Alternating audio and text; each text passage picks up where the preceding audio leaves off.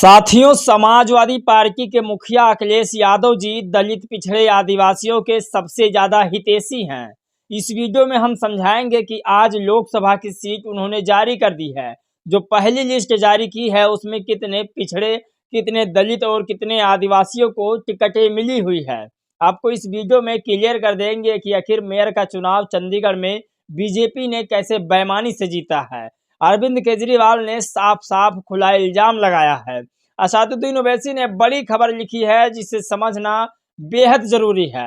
वहीं पर आपको बता दें कि अखिलेश यादव ने अनाज और साढ़ के ऊपर बड़ा ट्वीट लिखा है, बीजेपी सरकार के ऊपर धावा बोला है, वो आपको इस वीडियो में बताएंगे।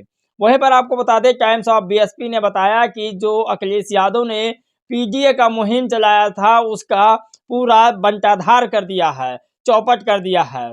और एक सैयद कयूम जी हैं जिन्होंने ट्वीट करके लिखा कि मुसलमान क्या सिर्फ पीडीए और सपा का चद्दर बिछाने के लिए काम आएगा, क्या उसका दरी कालीन बिछाने के लिए आएगा, उसको क्या कुछ टिकट मिलेगा या नहीं मिलेगा। बड़ी खबर है। आज वो तमाम खबरें हैं जो लगातार सोशल मीडिया पर वायरल हो रही है, उन सभी खबरों के बारे में जानेंगे, एक एक खबर आपको बताएंगे। चलिए आज की वीडियो हम देखते हैं। नमस्कार दोस्तों, मैं हूं पराग और आप देख रहे हैं देसी पीएसबी ब्लॉग। आज की वो तमाम खबरें जो लगातार टीवी पर वायरल की जा रही है उसको हम आप बताने की कोशिश करेंगे। आपको बता दें कि चंडीगढ़ में मेयर का चुनाव था जिसमें एक तरफा बीजेपी को जीत मिली है। उसी पर चंडीगढ़ के मेयर चुनाव में जिस तरह से बीजेपी को एक तरफा जीत मिली, अरविंद केजरीवाल जी खुला इल्जाम लगा रहे हैं। अरविंद केजरीवाल जी का कहना है कि बीजेपी ने बेईमानी से वहां पर चुनाव जीता है, नहीं तो मेयर के चुनाव को बीजेपी हार जाती और अरविंद केजरीवाल और राहुल गांधी जी का जो गठबंधन था चुनाव वही जीता। लेकिन क्या हुआ कि बीजेपी कैसे जीत गई, पूरी कहानी आपको समझाते हैं। और दोस्तों आपको बता दें कि अखिलेश यादव जी ने एक बड़ी अपडेट ट्वीट करके लिखा कि साढ़ और अनाज के बारे में बताया बड़ी खबर। जो बीजेपी के ऊपर सीधा धावा बोला है अखिलेश यादव ने, वो खबर आपको बताते हैं। जो पीडीए का नाम देकर अखिलेश यादव चला रहे थे, लेकिन जब उन्होंने अपने लोकसभा चुनाव की लिस्ट जारी की जिसमें पहली लिस्ट में 11 लोग शामिल थे।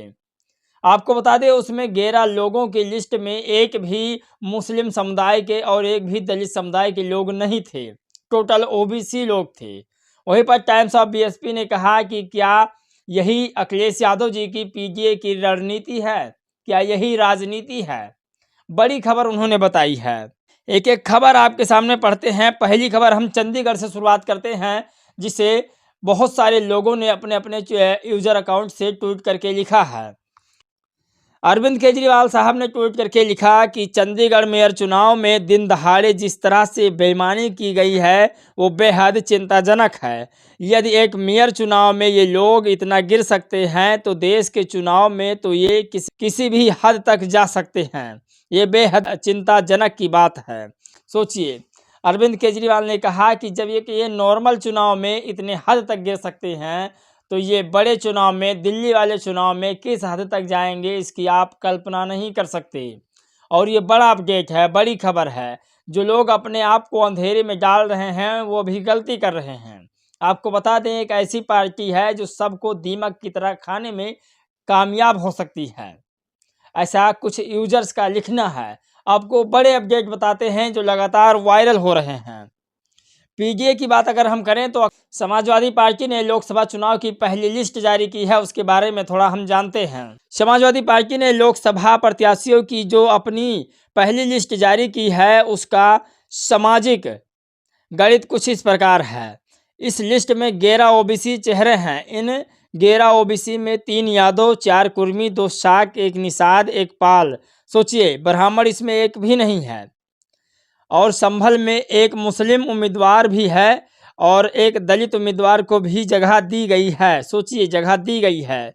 2 खत्री समाज के प्रत्याशी और एक राजपूत यानी ठाकुर उम्मीदवार हैं। आपको बता दें बाद में कुछ सीटें बढ़ाई भी है जो पहली लिस्ट थी उसमें। और वहीं पर अखिलेश यादव ने दूसरी खबर जो ट्वीट करके लिखी है, सीधा बीजेपी के ऊपर निशाना साधते हुए उन्होंने लिखा है, बड़ा अपडेट है।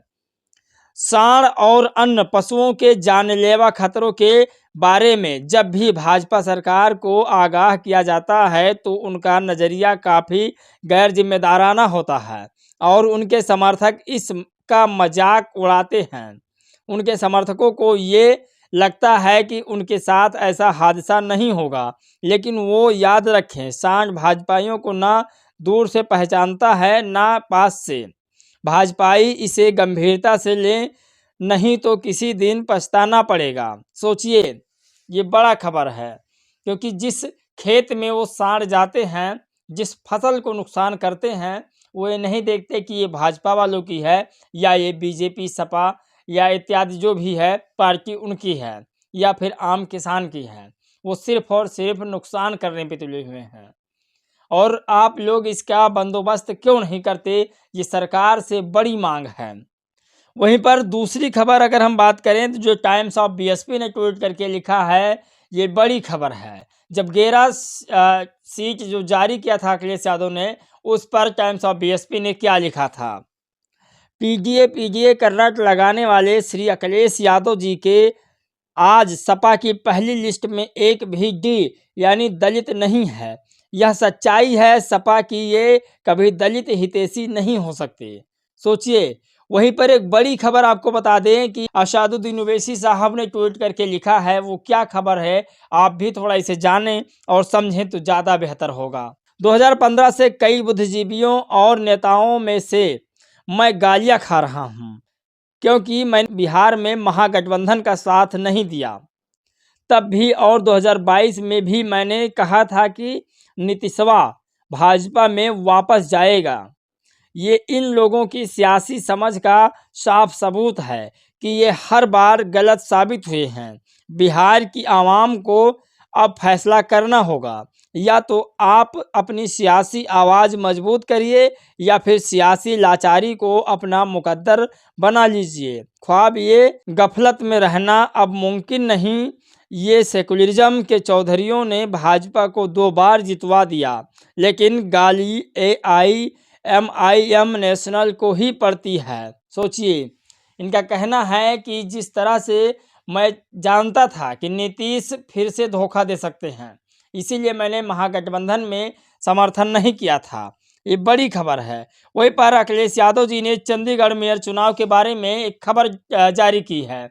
उन्होंने ट्वीट करके लिखा, चंडीगढ़ मेयर चुनाव में बहुमत न होते हुए भी जिस प्रकार भाजपा ने अपनी शक्ति का दुरुपयोग करते हुए अधिकारियों को दबाव में लेकर चुनाव जीतने की धांधली की है, उसका संज्ञान तत्काल सिर्फ चुनाव आयोग ही न ले, बल्कि संविधान के प्रहरी के रूप में माननीय सुप्रीम कोर्ट को भी ले और तुरंत इन नतीजों को निरस्त कर अपनी देखरेख में चुनाव करवाकर न्याय संगत नतीजे घोषित करे और इस लोकतांत्रिक अपराध के लिए दोषी लोगों पर दंडात्मक कार्रवाई करे। भाजपा लोकतंत्र को निगल रही है। सत्ता का ऐसा वहसीपना देश और देश की जनता के लिए बहुत घातक साबित होगा।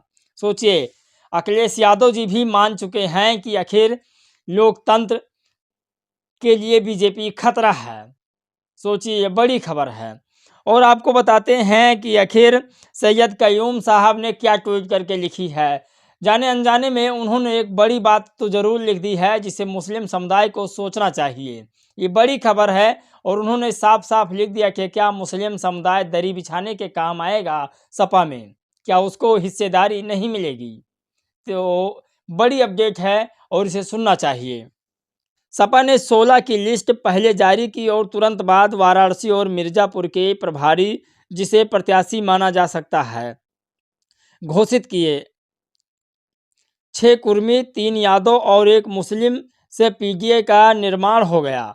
फिलहाल 17 की दरी बिछाने के लिए सिर्फ 1 काफ़ी है। सोचिए, ये बड़ी खबर है। इसे सोचना और समझना चाहिए।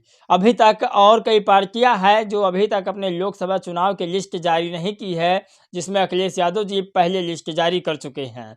लेकिन मेरा मानना है कि अगर आप पीजीए का निर्माण किए हैं तो पीजीए में जितनी भी हिस्सेदारी बनती है उस हिसाब से आप टिकटों का बंटवारा कीजिए तो काफ़ी बेहतर होगा। जिस तरह से बीजेपी काम करती है उस तरह से अगर अन्य पार्टियां काम करने लगे तो बीजेपी को हराना बहुत आसान हो सकता है। लेकिन बीजेपी की खासियत ये है कि वो सभी धर्म और सभी जात के लोगों को आगे बढ़ाने में काम करती है। पहले समाज देखती है, फिर देश देखती है और उसके बाद में खुद अपना देखती है। इसीलिए वो आज सक्सेस है। और बहुजन समाज के वो तमाम नेता पहले खुद को मजबूत करने में लग जाते हैं और वही लोग धोखा खा जाते हैं। आप कल्पना नहीं कर सकते। बाकी दोस्तों, आप लोग की राय बहुत ज़रूरी है जानना। इस वीडियो में बस इतना ही। मिलेंगे एक और खबर में एक और नई जानकारी के साथ। तब तक के लिए जय भीम, नमो बुद्धाय।